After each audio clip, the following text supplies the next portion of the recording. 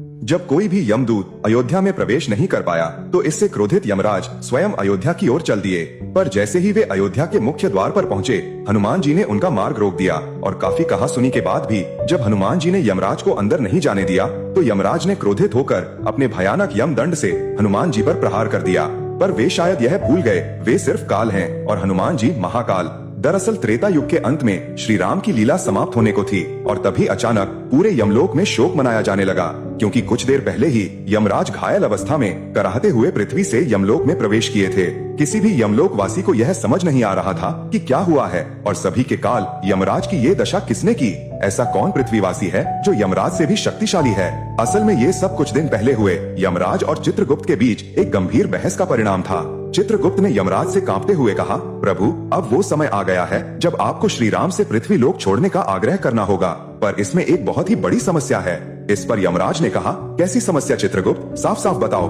तब चित्रगुप्त ने कहा, प्रभु अयोध्या में पिछले कई वर्षों से कोई भी यमदूत प्रवेश ही नहीं कर पाता।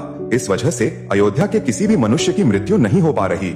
आप चाहें तो यमदूतों से पूछ सकते हैं। और तब यमराज के पूछने पर यमदूतों ने बताया कि जब वे अयोध्या के समीप पहुंचते हैं तो अयोध्या के द्वार पर पहरा दे रहे एक वानर के शरीर से निकलता हुआ प्रकाश जैसे ही उनके शरीर पर पड़ता है तो उनके शरीर जलने लगते हैं और इसलिए वे आगे नहीं बढ़ पाते। यह सुन यमराज के पूछने पर जब चित्रगुप्त ने ये बताया कि वो वानर कोई और नहीं स्वयं हनुमान है, तो यमराज ठहाके मारकर हंसते हुए कहने लगे, तुम लोग हनुमान से इतना डर रहे हो, मैं चाहूँ तो किसी के भी प्राण ला सकता हूँ, फिर वो हनुमान किस गिनती में है। और इतना कहते ही यमराज अपने महज भैंसे पर सवार होकर अयोध्या की ओर चल पड़े। पर जैसे ही वे अयोध्या के द्वार पर पहुँचे, हनुमान जी उनके सामने आ गए। हनुमान जी ने अत्यंत विनम्रता से प्रणाम करते हुए कहा, हे धर्मराज, आप मृत्यु के देवता हैं, आपका यहाँ आना अशुभ संकेत है, कृपया बताएं आप यहाँ क्यों पधारे हैं। यमराज ने अपने अहंकार भरे स्वर में कहा, हनुमान मेरे मार्ग से हट जाओ, मैं यहाँ श्री राम से मिलने आया हूँ, क्योंकि उन्होंने अपनी लीला की जो अवधि निर्धारित की थी वो समाप्त हो चुकी है। यह सुनते ही हनुमान जी ने दृढ़ता से कहा, हे यमदेव, मेरे प्रभु की आज्ञा के बिना इस नगर में कोई प्रवेश नहीं कर सकता और जब तक मैं जीवित हूँ कोई भी शक्ति मेरे प्रभु को यहाँ से नहीं ले जा सकता, आप लौट जाइए। यमराज ने इसे अपना घोर अपमान समझा और गरजते हुए बोला, अरे मूर्ख वानर, तू काल को रोकने का दुस्साहस कर रहा है, मेरे मार्ग से हट जाओ नहीं तो मुझसे युद्ध करो। यमराज के यह कठोर स्वर और युद्ध की ललकार सुन हनुमान जी क्रोध से तिलमिला उठे और फिर शुरू हुआ हनुमान जी तथा यमराज के बीच वो भयानक युद्ध जिसका आप सभी को इंतजार था। क्रोधित होकर यमराज ने अपनी विशाल गदा से प्रहार किया। इस पर हनुमान जी ने भी अपनी गदा उठाई और दोनों गदाओं की टक्कर से ऐसी भयंकर ध्वनि उत्पन्न हुई मानो ब्रह्मांड फट पड़ा हो। पर इस टकराव में यमराज की गदा के टुकड़े टुकड़े हो गए और तब यमराज ने ये सोचकर अपना काल पाश हनुमान जी पर फेंका कि वे हनुमान जी के प्राण को खींच लेंगे।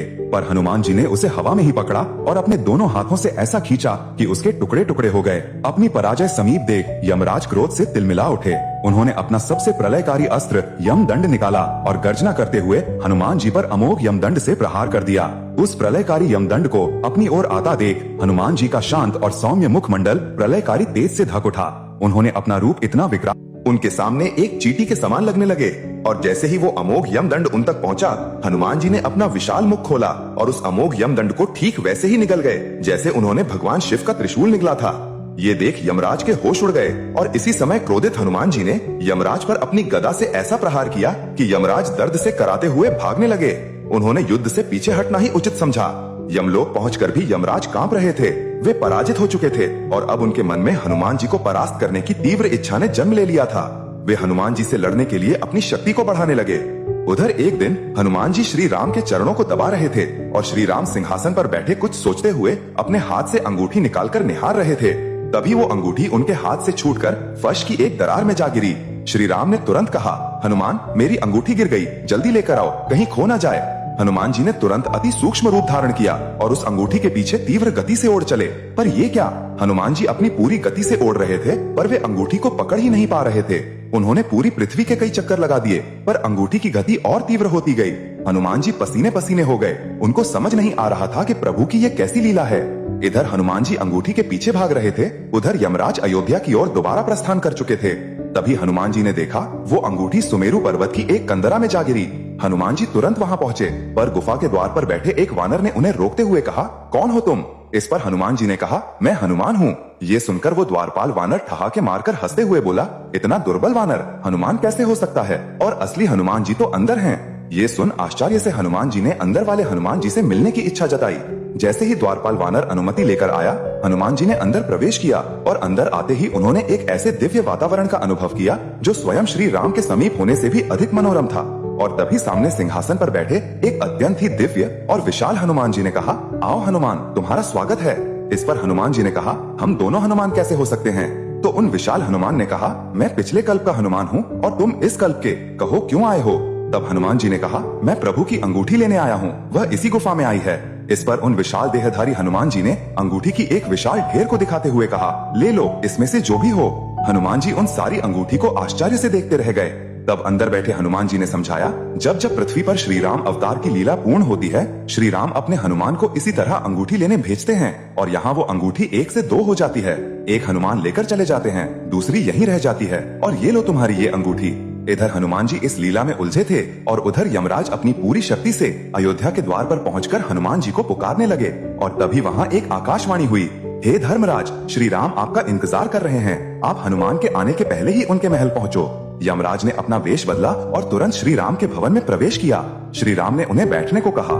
तब यमराज ने प्रणाम करते हुए कहा, प्रभु, हमारा आपका यह वार्तालाप अत्यंत ही गुप्त है, इसे कोई ना सुन पाए, ऐसा उपाय करें और जो भी इसे सुने उसे मृत्युदंड दे दिया जाए। इस पर श्री राम ने द्वार की रक्षा का यह भार लक्ष्मण जी को दिया और कहा, जब तक मैं ना बोलूं कोई मेरे कक्ष में ना आ पाए, नहीं तो उसे मृत्युदंड दे दिया जाएगा। लक्ष्मण जी द्वार पर पहरा देने लगे और अंदर यमराज अपने वेश में आकर श्री राम से उनकी लीला की अवधि समाप्त होने और उनके धाम प्रस्थान के विषय में बात करने लगे। लक्ष्मण जी द्वार पर पहरा देते हुए टहल रहे थे, तभी वहाँ ऋषि दुर्वासा आ गए और श्री राम से तुरंत मिलने का हठ करने लगे। और जब लक्ष्मण जी ने उन्हें रोका तो वे क्रोधित होकर पूरे अयोध्या को श्राप देने की धमकी देने लगे। इस पर लक्ष्मण जी ने मजबूरी में श्री राम और यमराज के वार्तालाप में बीच में ही महल में प्रवेश किया। ये देखते ही यमराज तुरंत ही अदृश्य हो गए और इसी घटना के फल स्वरूप श्री राम ने जब लक्ष्मण जी को त्याग दिया तो लक्ष्मण जी ने सरयू नदी में जल समाधि ले ली। जब हनुमान जी प्रभु की अंगूठी लेकर अयोध्या वापस आए तो श्री राम सहित सभी परिकर धाम प्रस्थान करने के लिए सरयू तट पर थे। और जैसे ही हनुमान जी को सारी घटना का पता चला, उन्हें पहले तो यमराज पर क्रोध आया, पर बाद में इन सभी घटना को प्रभु की लीला का हिस्सा जान सब भूल गए। श्री राम ने हनुमान जी को कलयुग के अंत तक पृथ्वी पर रहने को कहा और इस प्रकार हनुमान जी